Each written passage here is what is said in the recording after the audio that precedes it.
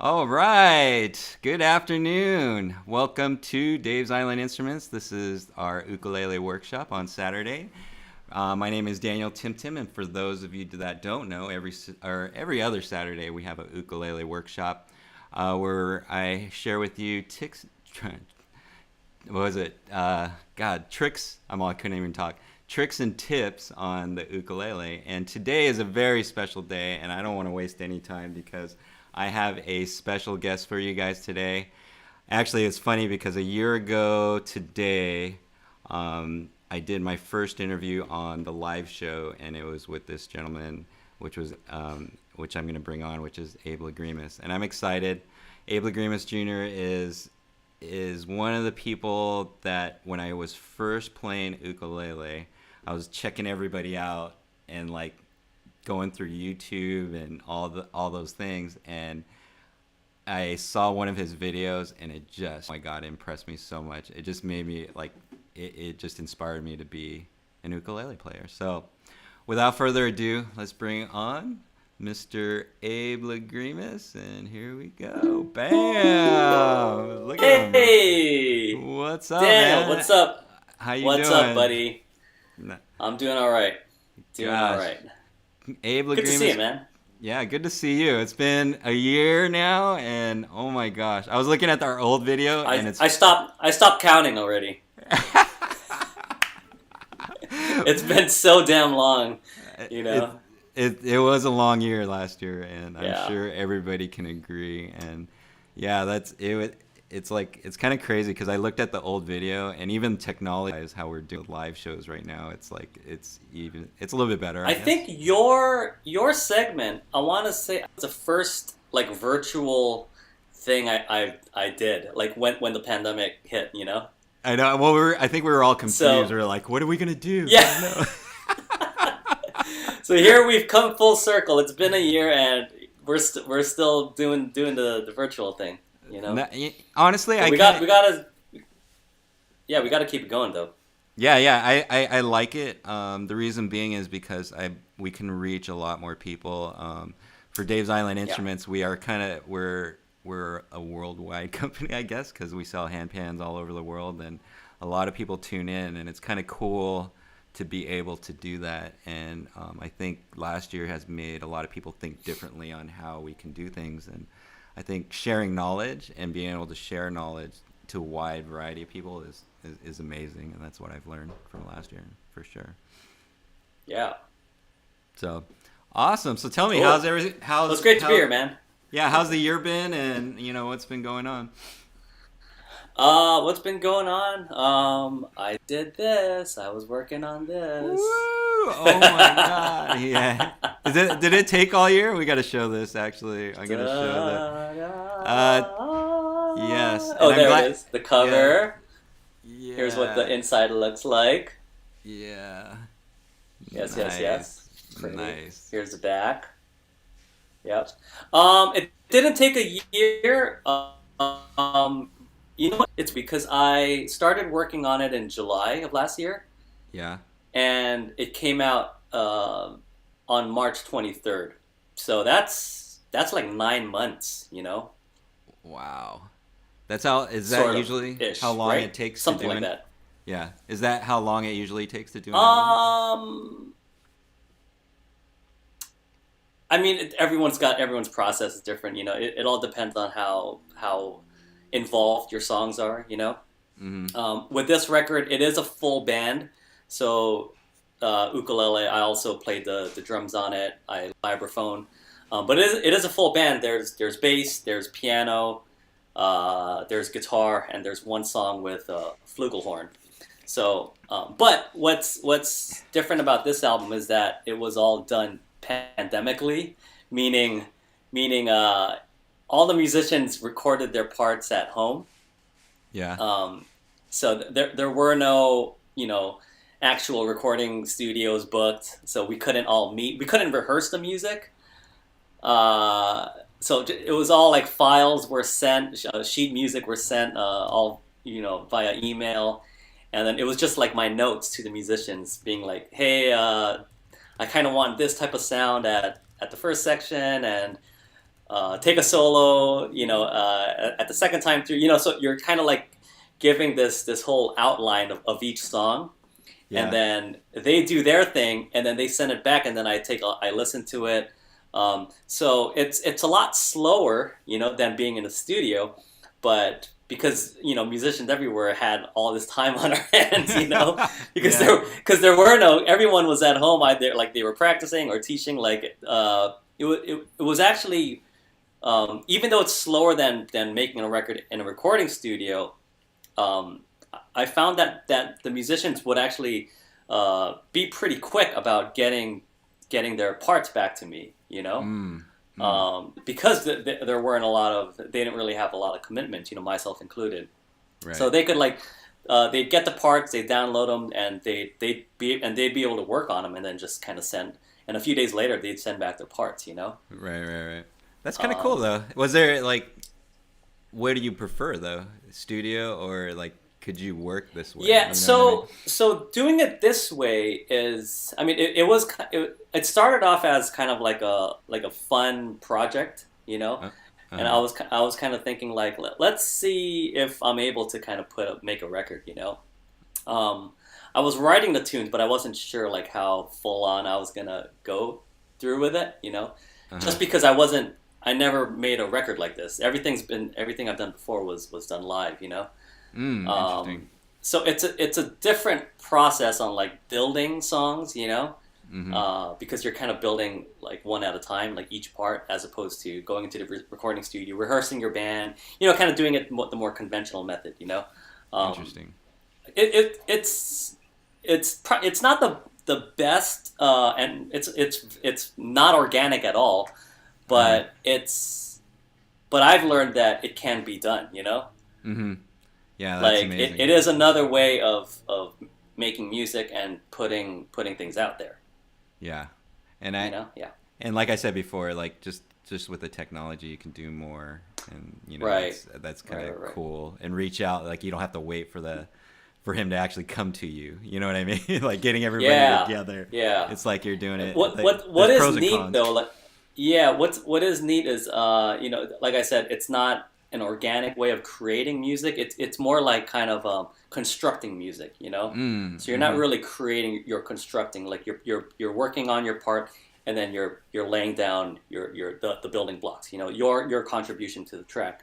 The good thing about that is each musician can actually take all the time they need Uh-huh. and actually lay down the part that they're happy with. So everyone, in a way, everyone is essentially happy with their parts, because they wouldn't send me something that they're not happy with. Yeah, I gotcha. Usually, sometimes if you're in a band situation and you take a couple, you take 2 or 3 takes of a song, the guitar player might not be happy with it, but then the bass player thinks like, oh, I really killed that take. So you have different opinions, being Right. in a recording situation. And then you kind of have to, if you're in that situation, you kind of have to see which one overall, which is the best take. And it might not be like certain musicians like best take, but you kind of have to compromise in that sense. Got it.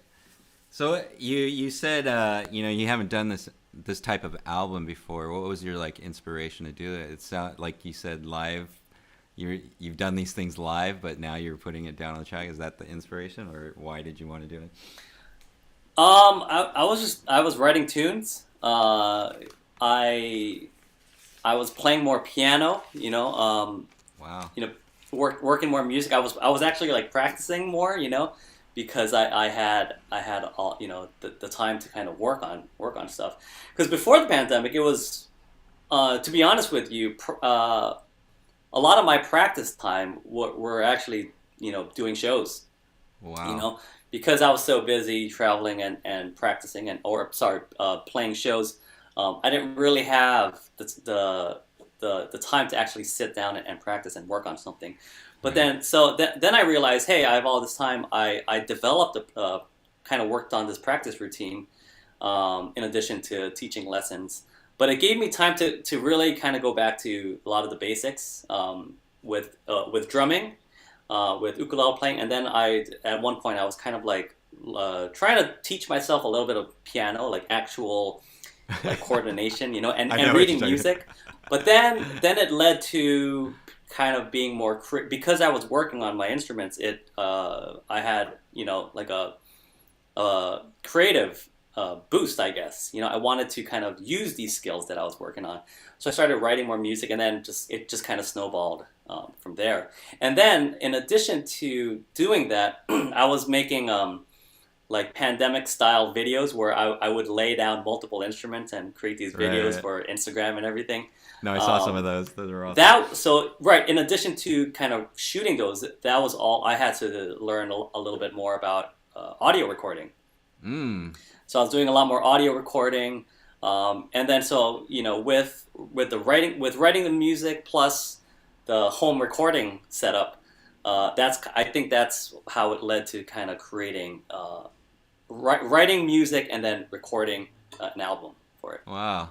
Wow, that's awesome. So, yeah. No, I love to listen to people's heads or what their thoughts are, because that's that's I think that's very important on your attention on what you want to do, why, stuff like that. And then now you have like an awesome album coming out, Beyond Words. Why Beyond Words? Hey. So the songs, I was composing a little with a little bit of a different approach this time. There are a few jazz pieces on this record, just because that's kind of where my background and foundation is. So there are a couple more jazzier songs, but some of the other songs, I wanted to focus more on creating music that was more lyrical, and that where it had a melody that was a little bit stronger than your typical jazz piece, Right. So songs that were kind of more like pop oriented or something more singer songwriter oriented, but still have it be instrumental. So I tried to focus a little bit more on melody, so creating songs or creating original compositions that sounded like songs that had words to them, So I wrote the melody in a way that it would sound like someone would be singing these notes, Interesting. Yeah. Yeah. But there are no words, So no, that's hence cool. Hence the title of hence the name of the album. Yeah, well, it's funny because as I get better with the ukulele, I found one thing is, because like the students always ask me like, my singing sucks and all this other stuff, but what helped me is just singing with the ukulele, because I would voice those notes. You know what I mean? And then you get better and better. There is melody, right? You can do melody on a chordal instrument like this, Oh yeah, absolutely, and that's fun. That's what I've been learning lately, so that's super cool. Thank you, Abe, for your album. And actually, you want to play a little bit from the album? Okay, let's do it. I know everybody out there wants to hear some music, so let's do this. I don't have any questions yet, but if you guys have any questions, it's a perfect opportunity to hear from, honestly, one of the best ukulele players that I know, and in the world, I would say. Oh my God, especially jazz. Oh my gosh, so good.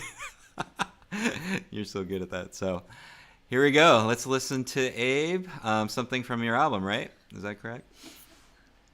All right.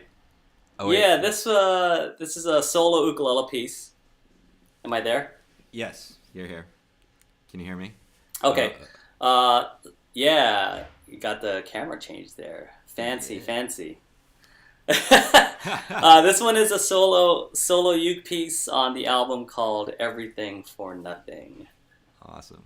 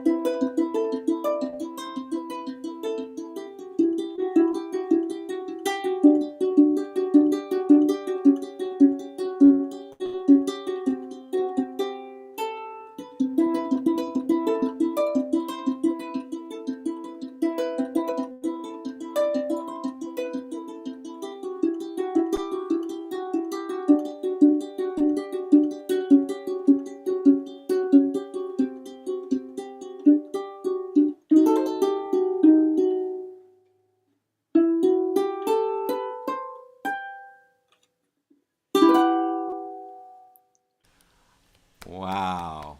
Amazing. Oh my gosh, so awesome. Wow. Here, wait. Woo! I can give you applause right here. Whoa! Canned applause. Canned applause. That was awesome. Canned applause. Oh my God, Abe. You had me like, wow. That's so amazing. Man. Yeah. Thank you. Actually, you know, Buy the record if you're tuning in. Oh, wait, here we go. Yeah, buy the record. Actually, we have Got some. the link.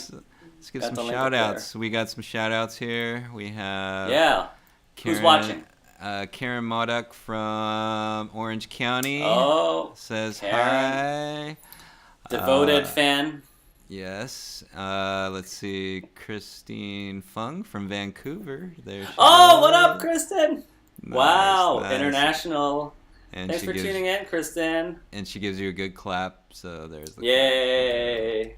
clap. Maria Ochoa from around the corner. So I guess she just lives right there in Lakewood. So awesome. Wow. Cool.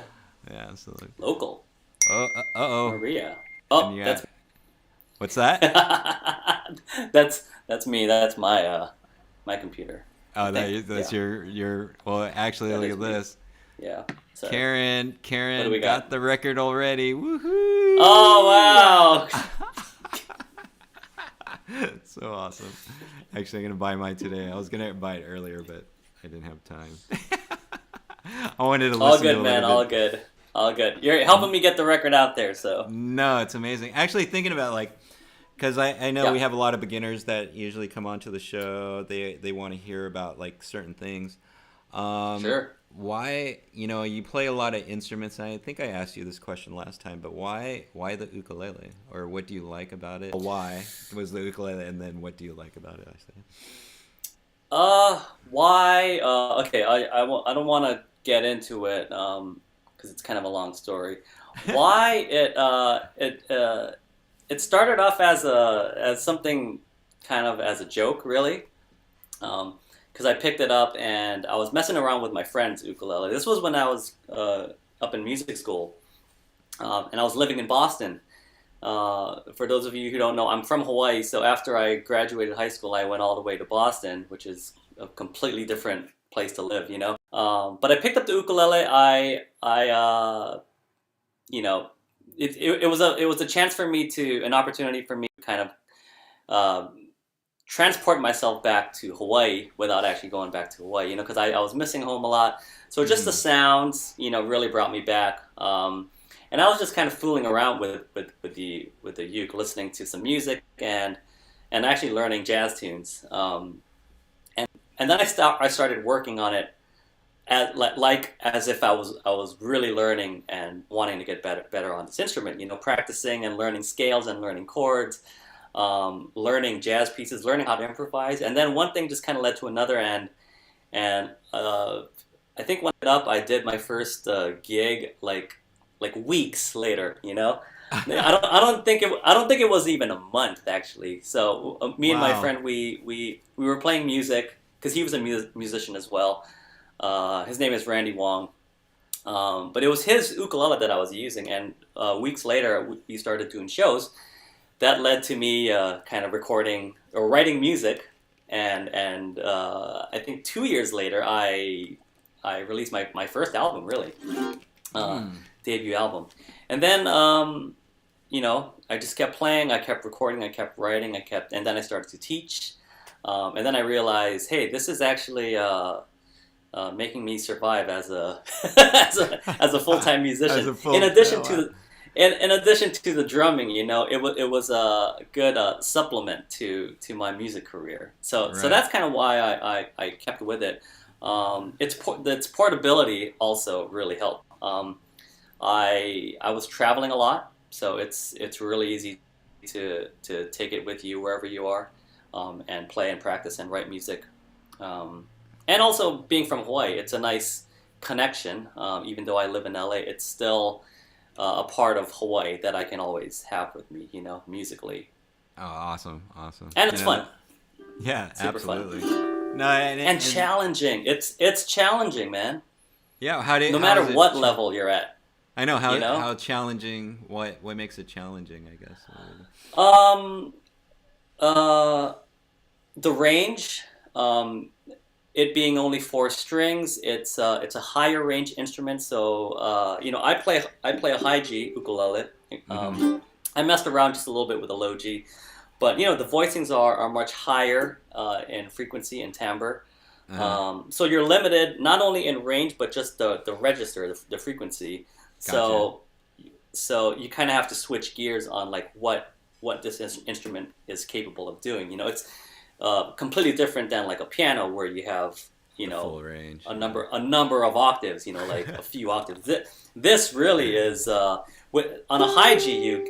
You're dealing with two and then some. Uh-huh. But that's even pushing it, which is not a whole. It's not doesn't have a wide range. So you're limited in that sense. You're limited to the number of strings. Mm-hmm. But it always blows my mind on like what people can do on such a limited instrument. Yeah, Um, actually, that's funny you say yeah. that because the handpan is similar because it only has like 8 notes and it's usually one Right. key. But what I see with like simplicity, you actually kind of get more creative because you have to. You know what Because I mean? there's less to work with. Yes, yes. So you're kind of forced to think outside the box. Yeah, yeah, yeah. And to try to create something new and original. Right. Yeah. Just a real quick shout out. Maria said your playing was beautiful. Oh, Love thank you, it. Maria. And then Christine says she's part of the High G Club. Yay! Well, I'm part of the Low G Club, but I like playing Low G. I'm not gonna hate too much on you, Daniel. Just a little bit. Just a little bit. It's funny though, because like I was doing the history. This being a teacher, I like to learn the history of the instruments, especially that's just me. I just like to learn about what happened. And in the ukulele, there's always that battle between the guitar and the ukulele, right? And so Yeah. I was watching a guitar show, and they were going way back, and they're going like to the first guitar, right? And they were bringing out guitars, and Right. they're like, boom, they pull out a guitar, and it was like it was about a tenor size, I would say, like mini guitar, had 4 strings, and they go, this is the first guitar that they considered a guitar. Guess what it was tuned to? Oh. It was G, C, E, A. I was Really? like, yeah. I was like, what? Are you kidding? And they go, oh yeah, that's ukulele tuning. And I go, why is that? Wow. I just go, whoa. Wow. It's crazy. When I saw that, I was Was like, it in order, like low to high, G, C, E, A? I think it was just right, like just like a ukulele, G, C, E, A, but it had like gut So strings. like a high G or a low G though? Like, Honestly, I don't that's my remember question. what it was. I don't know if okay. it was a low or a high G. So I want that to is guess interesting. it was Well, probably. it is the same intervals, as the bottom 4 strings of a guitar. Yeah. So and then with the 6th string, they just added the two like Yeah. lower bass notes. No, it was crazy because I was like, wait a minute, everybody's talking like the ukulele was born from the guitar, but in actuality. Yeah. Oh, I see what you're saying. You know what I mean? Okay. The first tuning was Yeah. it was an ukulele, 4 strings. It was G, C, E, A. uke tuning. Yeah, It and was I'm uke like, tuning. hey, wait a minute, that's kind of crazy. And the funny I've thing never is, heard that before. Okay. no, it was That's weird because interesting. I tried to look it up because it was on a documentary, and this guy that knows guitars, he plays like the super old guitars with gut strings, and it has the movable nut. Yeah. It has the movable nut where you can just Okay, move okay. it. I'm like, whoa. Dang. Yo, we And should he bring was those super- back, man. Yeah, it was pretty crazy. But and then you think about it because the guitar was from Spain. The Portuguese came over, so you have the Spanish Portuguese, and then they started with GCEA. So I don't know why he picked that versus like something else. Yeah. Because like a machete and was a cavaquinho. I forget what they're tuned to, but it has that. I don't know if you Yeah, I guys forget played the one of tuning that. too. Yeah, it's like G. It goes G to G, I think, but I don't know what's in between. Well, something like that was like weird, or like there's 2 G's or something. It's like trippy. Right. But yeah, that's history. That's crazy. Wow. Yeah, that's Interesting. Yeah. Interesting. So actually, what time we got here? Oh yeah, I think we have time for music. We're at the halfway point. Music. You want to hear Shall another we do song? more music? Me or more music? Let's see. Okay. Anybody got sure. questions? Music? Actually, let's see what Christine Oh, let's do says. questions. Let's do questions. Any questions? I don't have any questions yet, but gear up for any questions, you guys. If you guys have any questions for Abe, this is a perfect time for that. But he can share some music. Christine says, "Thanks, Dan. I now have a good comeback for the next time I get a guitar trash talk." Yeah. Look it up. Look it up. Oh my god! Wow. I wish I had that statistic. I should have kept it so I can just go here, watch this show, and then boom. You should have kept it on and then show it in your thing, like Yeah, how yeah. you're pulling up. I'll things, look it up and diagrams. I'll make sure I have Yeah. that link for. Actually, everybody. actually send that to me. I'd be interested in checking that out. I think it was called like because I was just very Because I've never heard that before. Well, I was just very interested in you know, where the guitar came from and why, you know, the ukulele and stuff and the tuning and everything. But it was just a YouTube. I just YouTubed it and I go, oh, history of guitar. That looks good. Boom. And then he was going through guitars and I was like, wow, that's so awesome. And then he said that I was like, Wow. no way. I go, no way. I'll look that up. That's Yeah. interesting. Yeah. But I'll look forward to it and I'll send Nice. you the link once I find it. Cool. Awesome. All right. Another song for. All right. Okay. Cool. I'm gonna do a tune off the record called August, California. All right. Let's see if I could play this one. This is a tricky piece. I tend to write things that are way too difficult. Here we go. Key of E for all you uke players out there. And I know E is the worst key to play on uke. It's the best key. It's the best But key. it's a bit. It's a good practice key. So you can play with all your guitar player friends because they all love playing in E. But here's a song in the key of E called August, California.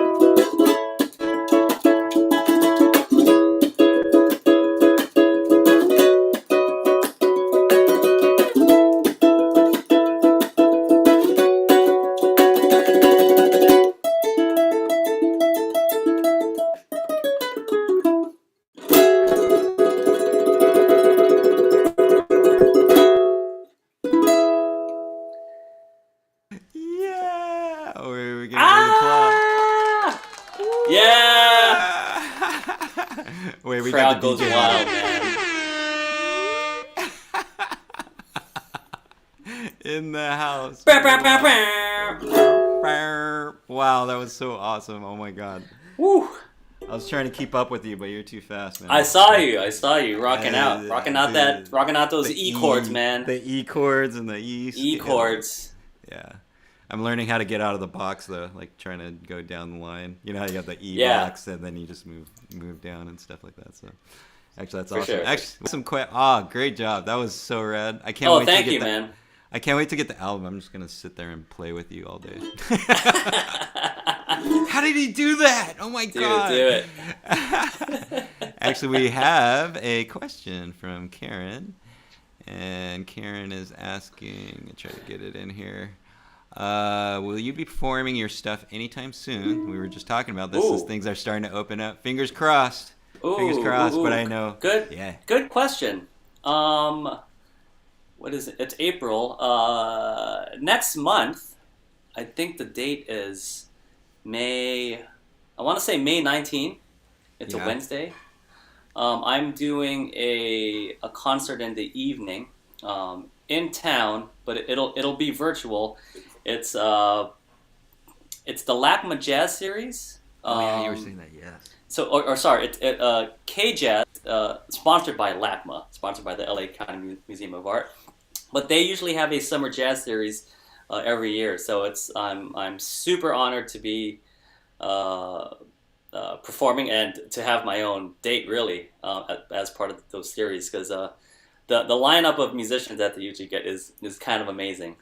So it's really an honor to be included in this jazz series. But that's happening on May 19th. It's a Wednesday, so they are going to be streaming it on their different social media platforms. So you could either look up the K-Jazz info or the LACMA, LA County Museum of Art.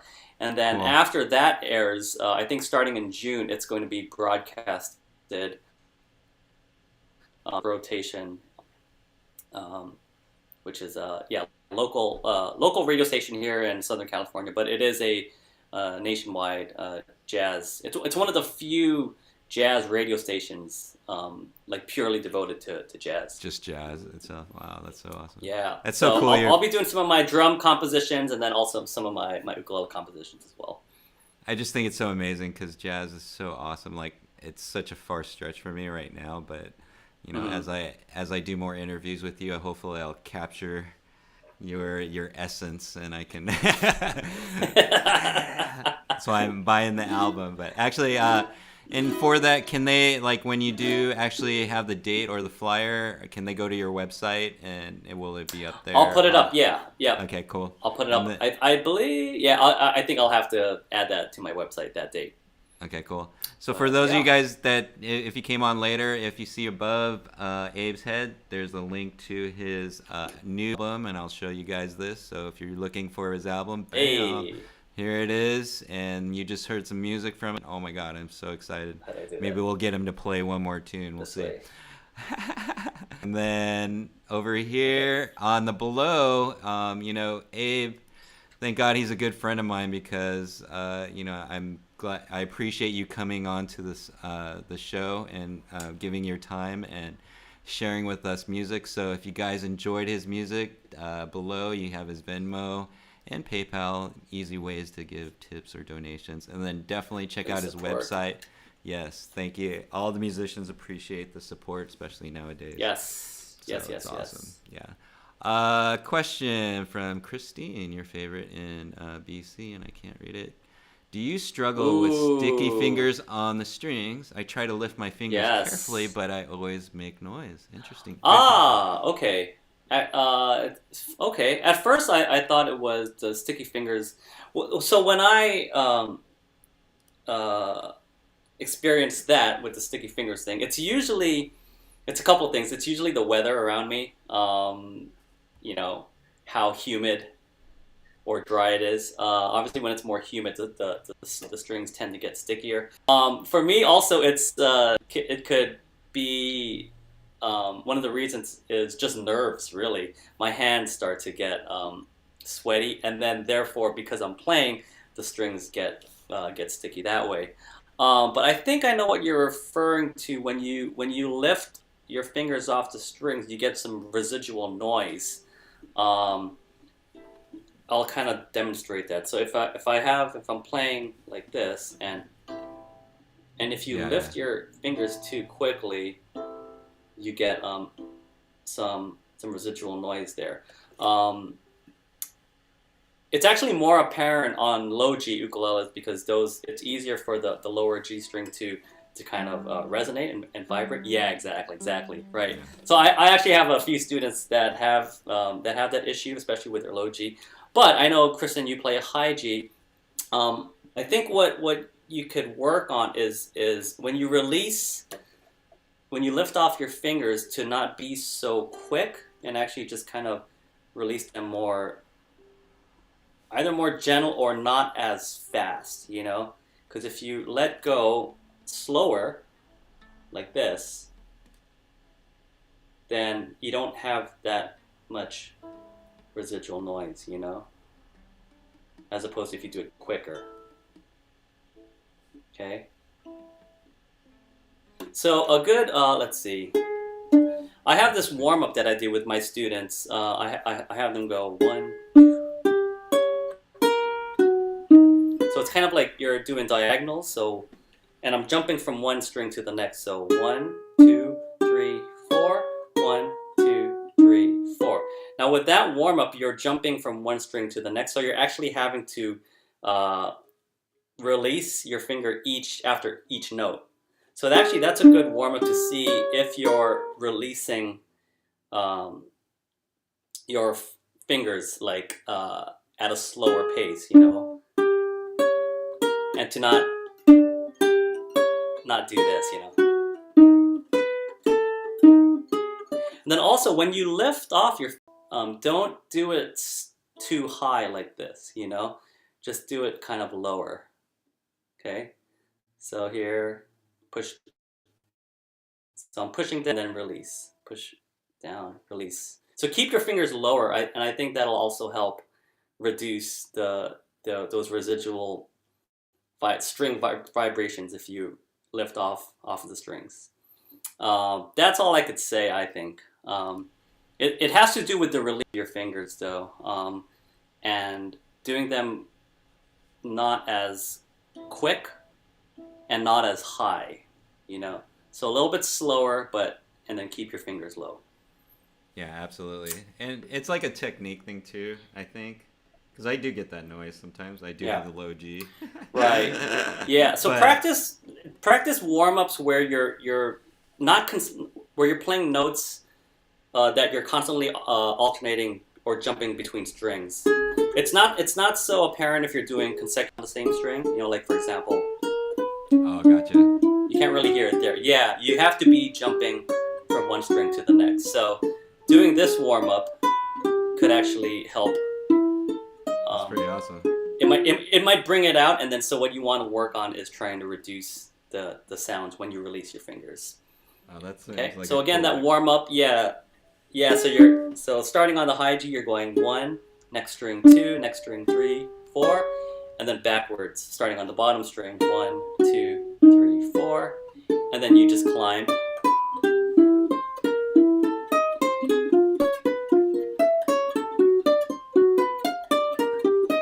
And then usually I have my students go to the 10th fret here, and then here, starting on 10, you work your way backwards. So 10, 10, 9, 9.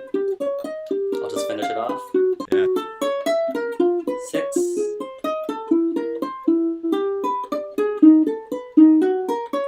So when you do this warm-up, see if you can just focus on those single notes, and once you move on to the next note, the previous note should end. Okay. Oh, God. Kind of like a yeah. So one note is jumping to the next, and then. And that was awesome. It almost sounded you were making it sound like a jazz riff almost. Yeah. That's the city just going crazy. That was a COVID. That's the stuff I used to write. Not anymore. Not anymore. Oh wow, you don't listen to the. Not anymore. I try. Yeah, man. I try to write more melodically now. Yeah, that's so and less awesome. less angular. You know. Interesting. That's very interesting. It's so funny. I know what you're talking about, but like, Yeah. I think one of the things that I've been learning too is just by playing every day and like listening to people talk about music, I learn about it. It's called, there's this word, I guess, entrainment that I'm trying to teach people. Entrainment, but just by like being with the best, it kind of like you end up like just capturing what they're doing. You know what I mean? Oh, I see. Yeah, it's like, for example, like I skateboard, and like when I skateboard with like good people, like all the time, I get better. Like I get better, and it's like totally, hanging surround out yourself with you surround yourself with the best people and stuff. And and Abe does do lessons, so if you guys want to contact him, definitely. Yeah. Hit me up on the website. On the website. Oh, okay, cool. Yeah. Beans. I heard you do some rad. Are you doing Zoom lessons right now? And then yeah. Zoom lessons. Doesn't matter where you live. We'll just work out the time. So yeah. What are some things we can learn from Abe Lagrimas? I know it's a lot, but Ooh. What am I a stickler for? Yes. Ooh, I want to hear this. I'm a stickler for efficiency. So when you're playing things, is trying to find the most efficient transition or fingerings, things like that. So when you're doing either chord changes or playing single note lines or playing arpeggios, I have a book out. I'm plugging the book, but I have a book out that I released a couple years ago. It's a supplement material that goes with my last project called Elua, and they're more like finger picky type of tunes. And I have a book, so that's all available on my website. You could play the songs from left to right, but what's not on the book, and pretty much in a lot of sheet music and books out there, it doesn't show you what fingerings are the best ways or the best fingerings in playing some of these phrases. Right. So what I work on with my students is they look at a set of notes or a phrase, and I ask them, okay, what is the best way to go through this entire phrase? And obviously, it does, like, if there's a line, for example, that goes like this, something like that, you could play it like that using one finger, but that's not the most efficient way of playing it, right? You want to go like, something like that, and there's different ways. And the thing is, everyone's hands kind of work differently. So I don't really have, not super concrete in my method and system.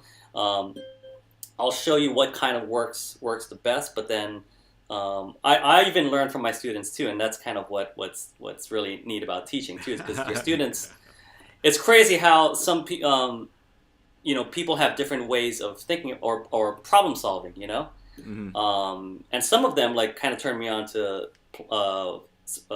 changing, like how you would play like one passage, for example, So I actually focus on that, like trying to figure out what is the best way to play certain phrases, There you go. That's what you can learn. And then like a bunch of boring jazz theory. No, I've honestly. Chords. I think there's like levels. Like you start out beginning, you're like, oh yeah, I want to play songs, and then this is what happened to me. I just taught myself songs, and then I was like, oh, I want to learn more about the chords, and then you heard about the circle of fifths, and then now you're starting like like soloing and all that other kind of stuff, right. And then bam, and like doing what you just said, because I teach all my students right now. I teach them this scale, the C scale going down the A string. Oh, okay, like 3-note sequence. Yeah, like that. 3 notes. Yeah. And I learned that from piano because my hands would go 3, like when I'm doing the 3.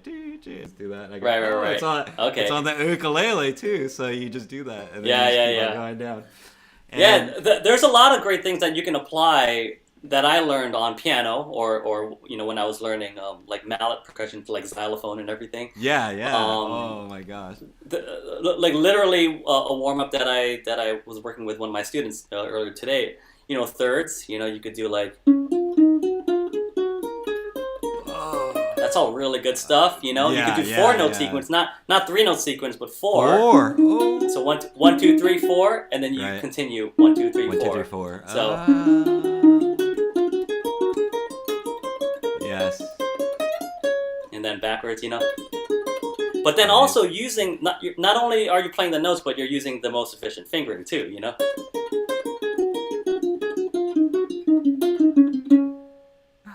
Okay, I love watching your fingers. things like that. And then you got to be able to do them. And then if you take lessons from me, you have to be able to do it without looking at your hands. So Oh. Yes. Let's go, Abe. Yeah, it's been amazing. Like, it's funny because where are my I saw, students at? Where are my students at? Where are the students at? Because it's Sign funny. up. The last time we talked was, and I said I saw the Blackbird thing you did. It was like, and it's on the ukulele site on their site. Oh The yes. Blackbird. Yes. And and you go, oh my God, that was 10 years ago, and I just go, oh my God, you were doing that 10 years ago. Wow, it's so amazing. Like, I just want to like one day just sit and jam with you and see how you freaking. Oh my God, that's so rad. Hopefully we'll get time and do that. And Yeah, soon, hang man, out. soon. no, that'd be good. Yeah, you're just right around the corner from me. Yeah, absolutely. I love it. I love it. Abe, we're coming towards the end, and oh my Yeah. God, I just, I love just talking story with you, just like Hawaii, and like I love what you're talking about Hawaii because yeah, I miss home from Waialua and stuff like that. So it's like it's kind of crazy.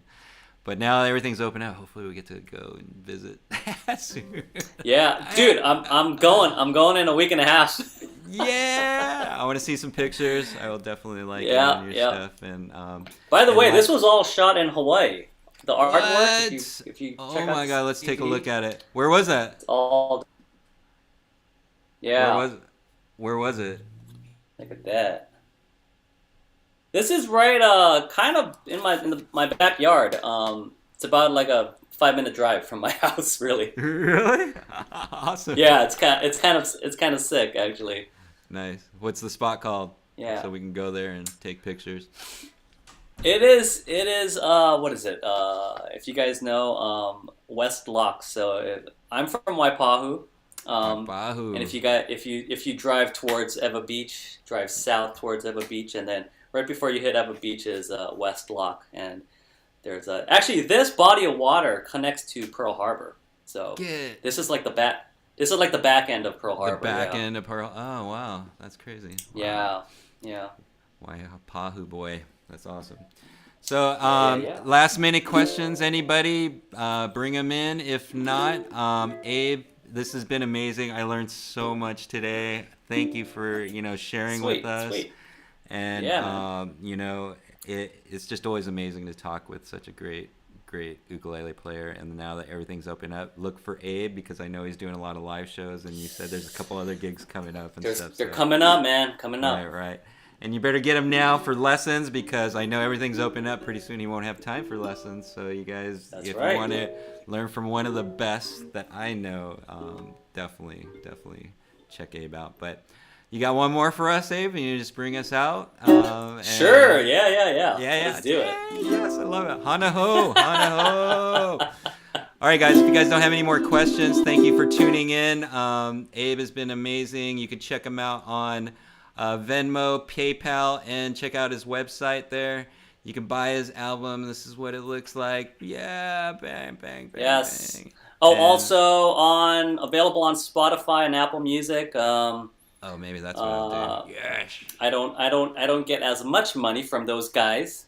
Okay, so So I if gotta you buy want the to CD. So if you want to support me, the actual human that made the products, and not those big corporations, What's then the get ship- it on Bandcamp. On Bandcamp? Bandcamp is better? On All Ba- right, cool. Yeah, yes, the link that you have here. Up Okay, top, the link. above Okay, my head.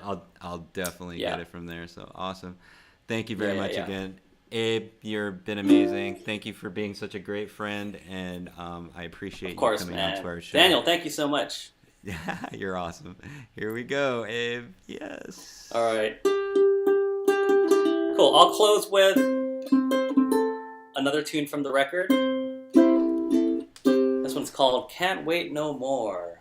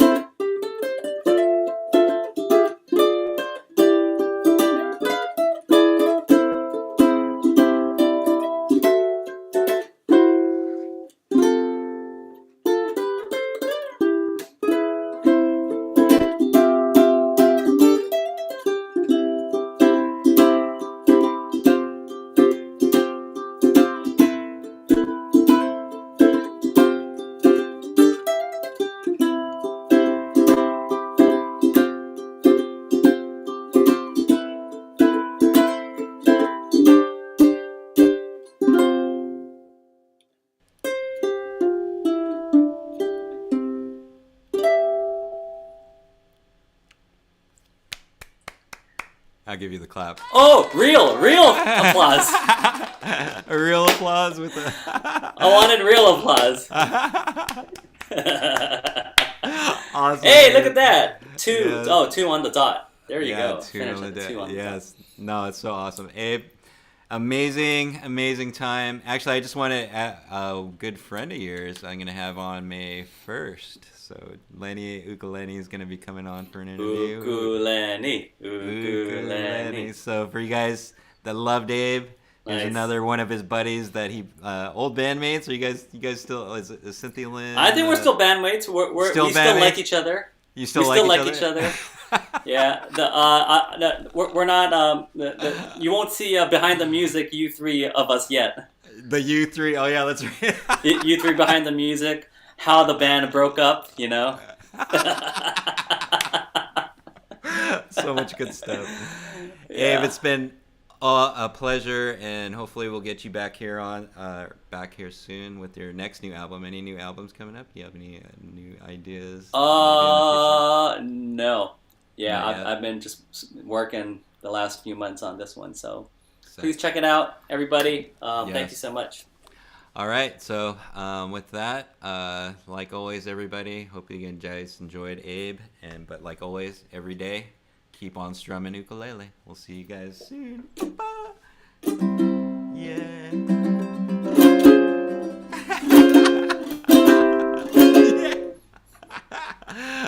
Later.